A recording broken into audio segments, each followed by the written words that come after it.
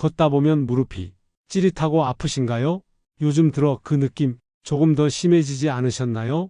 이제는 걷는 거리도 자꾸 줄게 되죠. 장날 한참 걸어도 괜찮던 예전이 그리운 요즘. 엘리베이터 없는 곳 가면 계단만 봐도 걱정이 앞서고 버스 탈 때 발 들기도 예전만 못하죠. 나만 그런가 싶은 마음에 말도 못 꺼내고 그냥 아픈 채로 참고 계신 분 많습니다. 사실 이런 증상 60세 넘어가면 거의 누구나 한 번쯤은 겪게 됩니다. 근데 문제는요, 초기에 관리하지 않으면 이 통증이 점점 커지고 일상생활까지 불편해질 수 있다는 겁니다. 정형외과 30년 수천 명을 진료하면서 가장 효과 좋았던 방법, 그중 단 하나의 연고 지금 알려드립니다. 놓치지 않으시려면 지금 구독 눌러주세요. 좋아요도 큰 힘이 됩니다. 안녕하세요. 저는 조민호입니다. 64살이고요. 정형외과 전문의로 30년 넘게 진료해 왔습니다. 오늘 영상 그저 약 얘기만 드리려는 게 아닙니다. 왜 무릎이 아픈지, 어떤 습관이 더 아프게 하는지, 그리고 어떤 방법이 가장 덜 아프게 도와주는지 하나하나 알려드릴 겁니다. 실제로 제가 만났던 환자들 이야기 시청자분들께 꼭 들려드리고 싶습니다. 70대 중반 여성 환자분이 계셨어요. 원래 시장 일하시던 분인데요. 무릎 통증 때문에 서 있는 시간도 줄고 걷는 것도 힘들어졌다고 오셨습니다. 진찰해 보니 연골이 많이 닳아 있었어요. 오랜 시간 서서 일하신 게 누적돼 있었던 거죠. 다행히도 진료와 함께 제가 추천한 연고, 스트레칭까지 병행하면서 지금은 다시 장에도 나가고 친구들 만나러도 다니십니다. 이런 분들 보면 저도 참 뿌듯합니다. 무릎이 건강해야 걸을 수 있고 걸어야 사람도 만나고 기분도 달라지거든요. 혼자 외롭게 지내시던 분들도 통증 줄고 나니 표정이 달라지더라고요. 걷는 게 편해지면 세상이 넓어집니다. 그래서 오늘 이 영상에서만큼은 꼭 여러분 무릎 제가 지켜드리고 싶은 마음입니다. 가장 먼저 왜 우리 무릎이 아픈 건지 그 원인부터 제대로 알아야겠죠? 그럼 지금부터 무릎 통증의 진짜 원인 하나하나 짚어보겠습니다. 무릎이 왜 아픈 걸까요? 그냥 나이 들어서 운동을 안 해서 단순히 그렇게 보기엔 원인이 꽤 다양합니다. 제가 환자들을 진료하며 가장 자주 접하는 원인 바로 퇴행성 관절염입니다. 60세 이후부터는 3명 중 2명은 이 관절염 증상이 시작된다고 보시면 됩니다. 관절염이 뭐냐면요, 뼈와 뼈 사이에 있는 연골이 닳으면서 충격을 못 흡수하게 되고 통증이 생기는 겁니다. 연골은요, 아무리 잘 써도 나이 들면 조금씩 닳게 돼 있어요. 근데 문제는 한번 닳으면 다시 재생이 안 된다는 거죠. 젊을 땐 계단 몇 번 오르내려도 아무렇지 않던 무릎이 나이 들수록 조금씩 아파오고 소리도 나기 시작합니다. 어떤 분은 이런 말씀도 하세요. 무릎에서 뚝뚝 소리가 나요. 쪼그려 앉았다가 일어나면 한참을 주저앉아 있어야 해요. 이런 증상 절대 그냥 넘기시면 안 됩니다. 특히 아침에 일어났을 때 무릎이 뻣뻣하고 한참을 주물러야 풀린다면 이미 관절에 문제가 시작된 겁니다. 그리고요, 무릎 연골만 문제가 아닙니다. 연골 밑에 있는 뼈에도 영향을 주게 되고 그 주변 근육과 인대까지 약해지게 됩니다. 그럼 어떻게 되냐고요? 걷는 자세가 틀어지고 무릎만 아픈 게 아니라 허리, 골반까지 영향을 받게 되는 겁니다. 무릎 통증을 그냥 두면 온몸의 균형이 무너질 수 있다는 이야기입니다. 제가 예전에 진료한 65세 남성분이 계셨어요. 무릎이 아파서 병원에 왔는데 허리도 아프고 한쪽 다리가 짧아진 느낌까지 있다고 말씀하시더라고요. 자세히 보니 무릎 통증 때문에 한쪽으로만 체중을 싣다 보니 골반이 틀어지고 허리 통증까지 생긴 거였어요. 이렇게 무릎은 우리 몸 중심에서 전체 균형을 잡아주는 매우 중요한 역할을 합니다.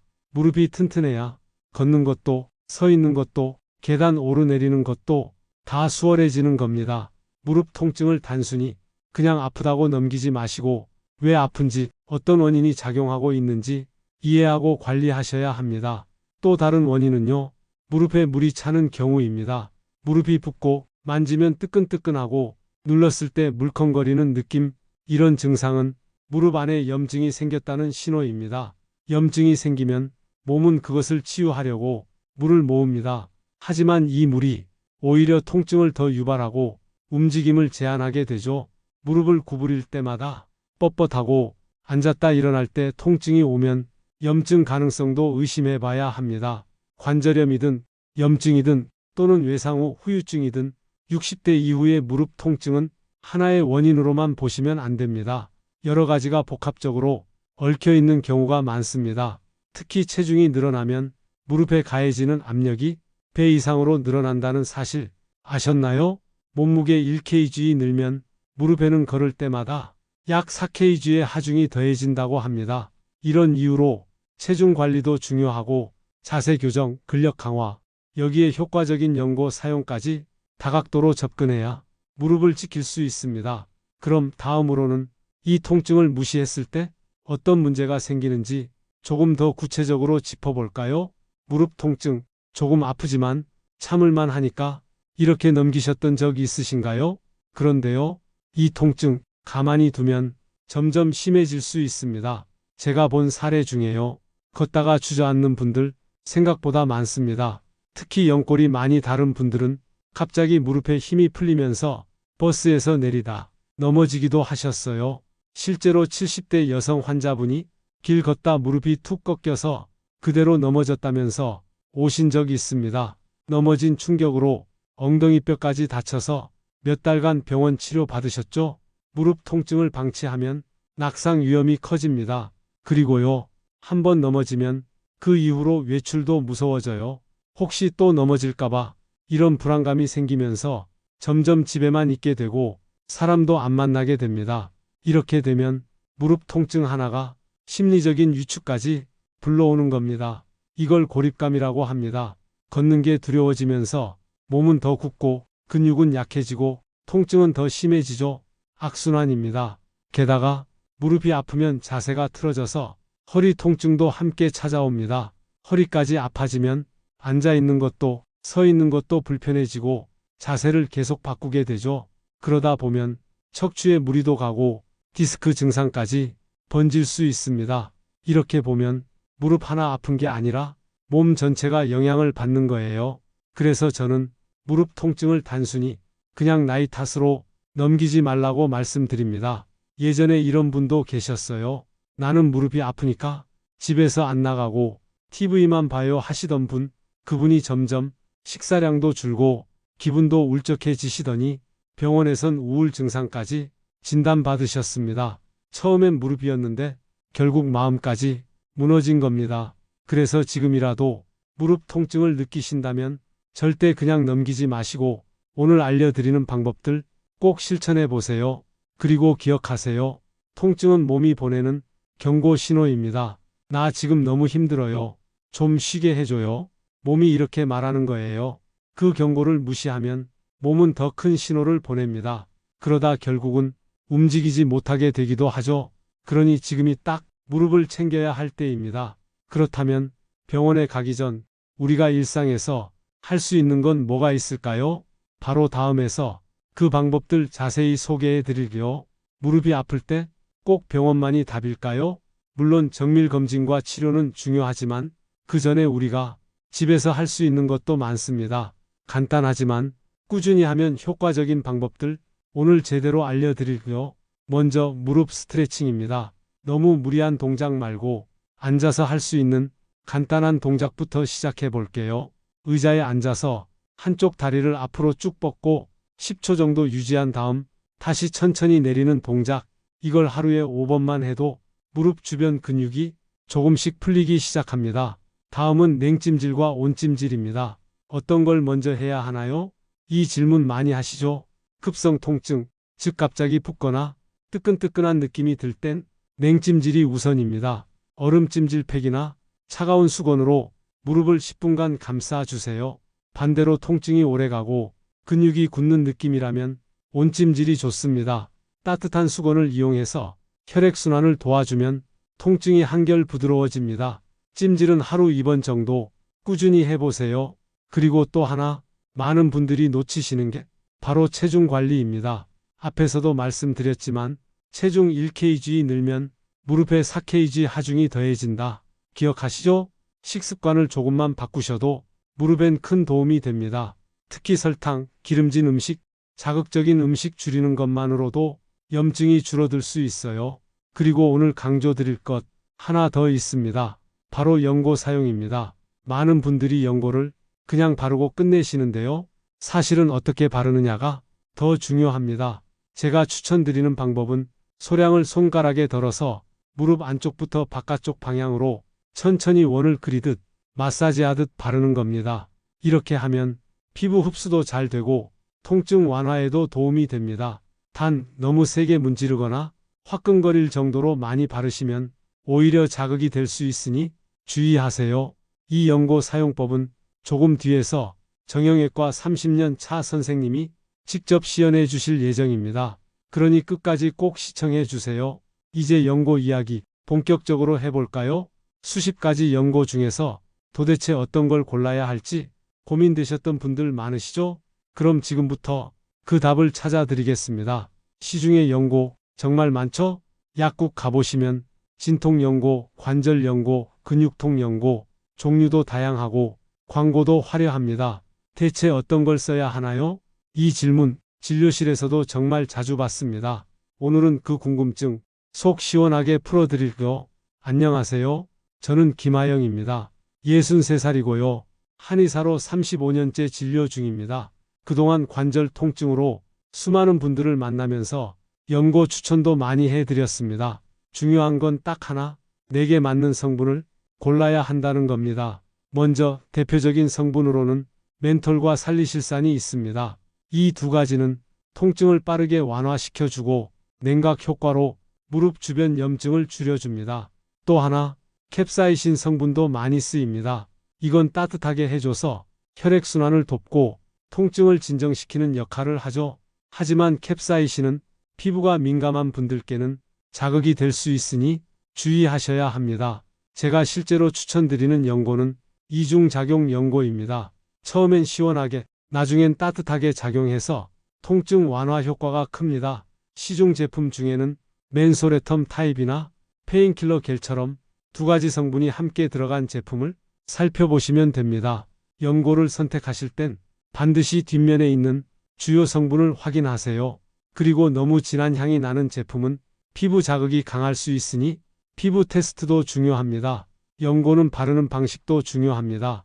손바닥에 연고를 덜고 무릎 주변을 따라 안쪽에서 바깥쪽으로 원을 그리며 부드럽게 발라주세요.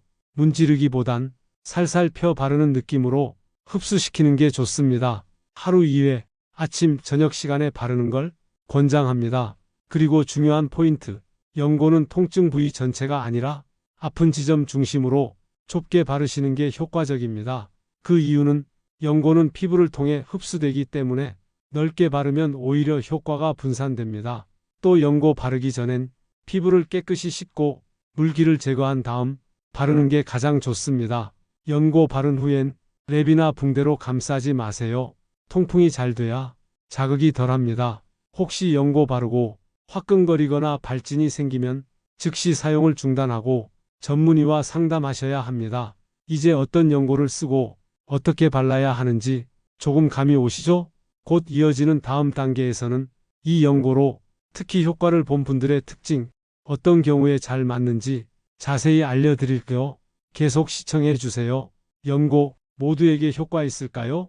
사실은 아닙니다. 어떤 분들에겐 정말 탁월하게 듣지만 또 어떤 분들에겐 그다지 차이를 못 느끼기도 하거든요. 그래서 오늘은 이 연고가 특히 효과를 잘 보는 분들의 특징 정확히 짚어드리겠습니다. 첫째, 관절에서 딱딱 소리가 나는 분들, 앉았다 일어날 때, 무릎 굽힐 때 뚝 뚜둑 소리 나시는 분들 계시죠? 이런 소리는 연골이 닳아서 관절이 부드럽게 움직이지 못하고 마찰이 생겼다는 뜻입니다. 이때 연고를 바르면 마찰로 인한 염증이 줄고 움직임이 훨씬 부드러워지는 분들이 많습니다. 둘째, 특정 순간에 찌릿한 통증이 오는 분들, 걸을 땐 괜찮은데 갑자기 방향을 바꾸거나 계단을 오르내릴 때 무릎에서 찌릿한 통증이 올 때가 있죠. 이건 관절 주변 인대나 근육이 약해졌다는 신호입니다. 이런 경우 진통 소염 성분이 들어간 연고가 즉각적인 완화에 큰 도움이 됩니다. 셋째, 밤에 무릎이 욱신거리는 분들, 하루 종일 쓰고 나면 자기 전에 통증이 심해진다는 분들 많죠? 이런 분들은 잠자기 30분 전 따뜻한 찜질 후 연고를 바르면 훨씬 편하게 주무실 수 있습니다. 또 연고가 효과를 보려면 생활 습관도 중요합니다. 예를 들어 무릎에 계속 부담 주는 쪼그려 앉기, 양반다리, 바닥 생활 같은 습관은 연고 효과를 떨어뜨릴 수 있어요. 그래서 연고와 함께 자세 교정, 가벼운 스트레칭, 체중 관리까지 병행해야 비로소 제대로 효과를 보실 수 있습니다. 60세 이상 시니어 분들 중에선 연고만으로도 걷는 속도가 달라지는 경우도 많았습니다. 실제로 제가 진료한 68세 여성분은요, 계단 올라가는 게 너무 힘들다고 하셨는데 연고 바르기 시작한 지 2주 만에 통증이 절반 이상 줄었다고 하셨어요. 비결은요, 하루 2번 정해진 시간에 규칙적으로 바르신 거예요. 무조건 아플 때만 바르는 게 아니라 꾸준히 관리하신 덕분이죠. 반면 바르면 시원한데 효과가 오래 안 가요. 이런 분들도 계시죠? 이럴 땐 연고만으론 부족할 수 있습니다. 근력 강화 운동이나 보조기 착용도 함께 하셔야 해요. 결국 연고는 도와주는 역할이지 모든 걸 해결해주는 약은 아닙니다. 하지만 내 몸 상태를 잘 알고 적절한 시기에 올바르게 사용한다면 그 효과는 분명합니다. 그럼 이번엔 직접 연고를 사용하고 좋아진 분들의 생생한 후기 들려드릴까요? 다음에서 함께 보시죠. 이번엔 실제 사례, 직접 연고를 사용하고 좋아지신 분들의 이야기 들려드릴게요. 첫 번째는 72세 이정자 어르신 이야기입니다. 이정자 어르신은 매일 아침 동네 마트를 걸어 다니셨는데요. 작년부터는 무릎이 아파서 도보 10분 거리도 택시를 타셨다고 합니다. 그러다 딸의 권유로 연고를 바르기 시작하셨고 아침마다 딸이 도와주며 정해진 시간에 꾸준히 발랐다고 해요. 2주쯤 지나니 걷는 속도가 조금씩 빨라지고 한 달 후엔 다시 마트까지 걸어갈 수 있게 되셨다고 합니다. 이정자 어르신 말씀이 참 인상 깊었습니다. 그냥 연고 하나 바꿨을 뿐인데 세상이 다시 열렸어요. 두 번째는 74세 박남수 어르신입니다. 박 어르신은 등산을 좋아하시는데 무릎 통증 때문에 3년 넘게 산에 못 가셨대요. 그러던 중 연고와 함께 스트레칭을 시작했고 그걸 3개월 이상 꾸준히 병행하신 결과 지금은 동네 뒷산 정도는 문제없이 오르신다고 합니다. 가장 감동적이었던 건 손주와 함께 등산을 다시 다니게 된 일입니다. 예전엔 손주가 할아버지랑 걷는 걸 싫어했는데 요즘은 같이 산책하자고 먼저 불러요. 이런 이야기 들을 때마다 저희 의료진도 큰 보람을 느낍니다. 세 번째 사례는 남편이 연고를 발라준 이야기입니다. 69세 이명희 어르신은 남편분이 매일 저녁마다 무릎에 연고를 발라주셨다고 해요. 그 시간이 하루 중 가장 편안하고 행복한 시간이었다고 합니다. 그냥 약 바르는 건데 괜히 마음이 따뜻해졌어요. 무릎 통증이 줄어든 건 물론이고 부부 사이도 더 가까워졌다고 하네요. 이처럼 연고 하나가 누군가에겐 운동의 기회가 되고 누군가에겐 가족 간의 교감이 되고 또 누군가에겐 외출의 용기를 주기도 합니다. 중요한 건 바른 사용법과 꾸준한 실천입니다. 그리고 무엇보다 혼자 참고 버티지 않는 겁니다. 당신이 느끼는 통증, 혼자만의 일이 아닙니다. 수많은 분들이 비슷한 길을 걷고 있고 또 좋아진 경험을 하고 계십니다. 그러니 너무 늦기 전에 지금부터라도 시작해 보세요. 그럼 다음엔 연고 외에도 도움이 되는 생활 습관 3가지 알려드릴게요. 이번엔 연고 외에도 무릎 건강에 도움이 되는 생활 습관 3가지 알려드릴게요. 첫째, 무릎에 부담 주지 않는 운동입니다. 운동을 하라니까 괜히 걷거나 등산, 무리하게 하시는 분들 계시죠? 사실 그보다 더 좋은 건 실내 걷기와 앉아서 하는 다리 운동입니다.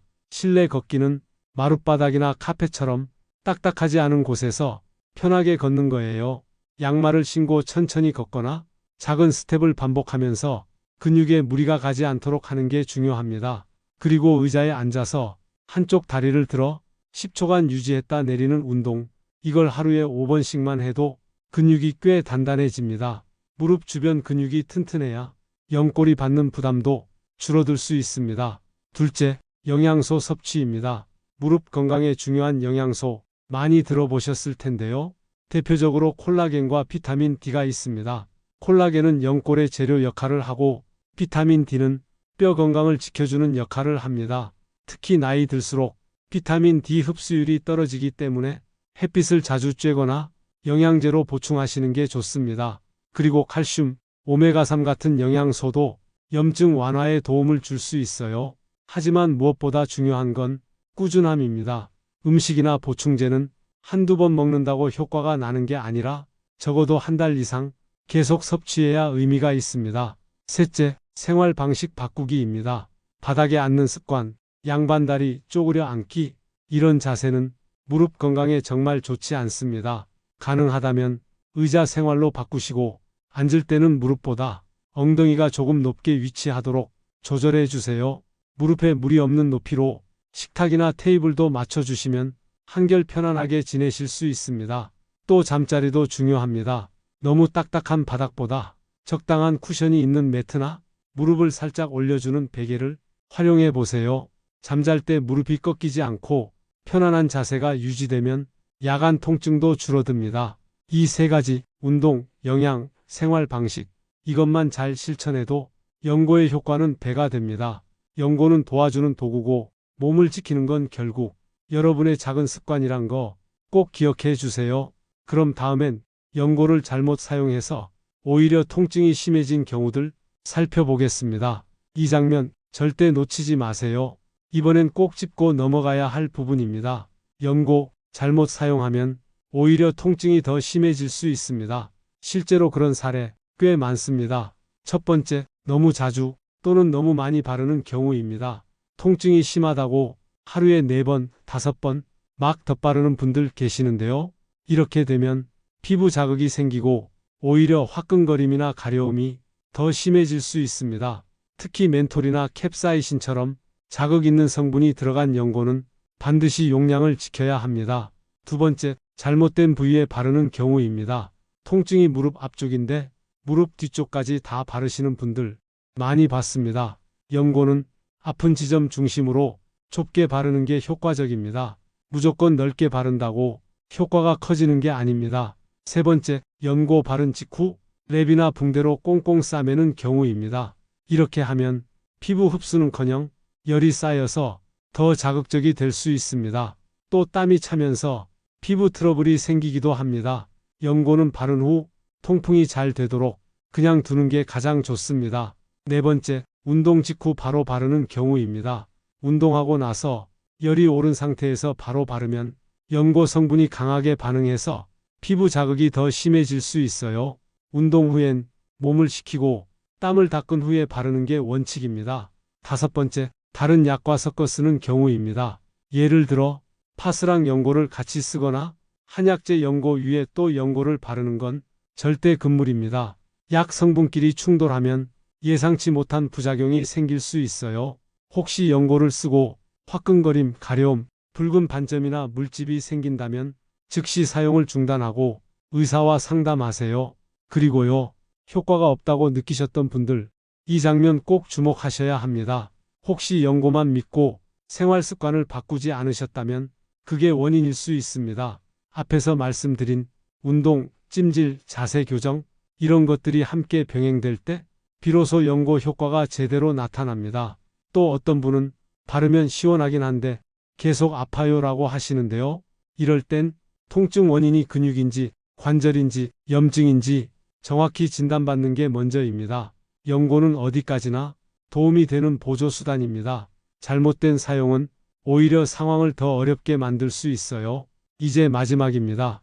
여러분의 무릎과 다시 친구가 되는 방법 따뜻하게 마무리해 드릴게요. 오늘 이야기 잘 따라오셨나요? 처음엔 그저 무릎이 찌릿하게 아픈 정도였을지 몰라도 그 통증 하나가 일상을 바꾸고 삶의 질까지 떨어뜨릴 수 있다는 걸 함께 확인하셨을 겁니다. 하지만 동시에 작은 실천만으로도 그 아픔을 줄이고 다시 건강을 되찾을 수 있다는 사실도 함께 나눴습니다. 지금까지 나온 내용 잠깐 정리해 볼게요. 첫째, 무릎 통증은 단순한 노화가 아닙니다. 퇴행성 관절염, 염증, 체중 증가까지 여러 원인이 복합적으로 작용합니다. 둘째, 통증을 방치하면 낙상, 허리 통증, 고립감 등 2차 문제로 이어질 수 있습니다. 셋째, 스트레칭, 찜질, 체중 관리, 올바른 연고 사용까지 생활 속 실천으로 큰 변화가 가능합니다. 넷째, 연고는 보조수단이지만 올바른 사용법과 함께하면 충분한 효과를 줍니다. 그리고 마지막으로 가장 중요한 건 꾸준함입니다. 하루하루 작은 변화가 한 달, 두 달 뒤엔 무릎 건강에 큰 차이를 만듭니다. 시청자 여러분, 지금부터라도 늦지 않았습니다. 당신의 무릎은 아직 걸을 준비가 되어 있습니다. 조금 더 따뜻하게, 조금 더 부드럽게, 조금 더 가볍게 당신의 걸음을 도와주세요. 혹시 오늘 영상 보시고 마음에 와닿은 부분 있으셨다면 좋아요 버튼 한번 눌러주시고요. 여러분만의 무릎 관리법 혹은 써보신 연고 있으시면 댓글로 나누어주세요. 시청자분들의 경험이 또 다른 분들께 큰 도움이 됩니다. 다음 영상에서도 시니어 여러분의 삶을 조금 더 편안하게 만들어 드릴 수 있는 주제로 찾아뵙겠습니다. 지금까지 시청해 주셔서 감사합니다. 건강한 무릎, 건강한 하루 되세요.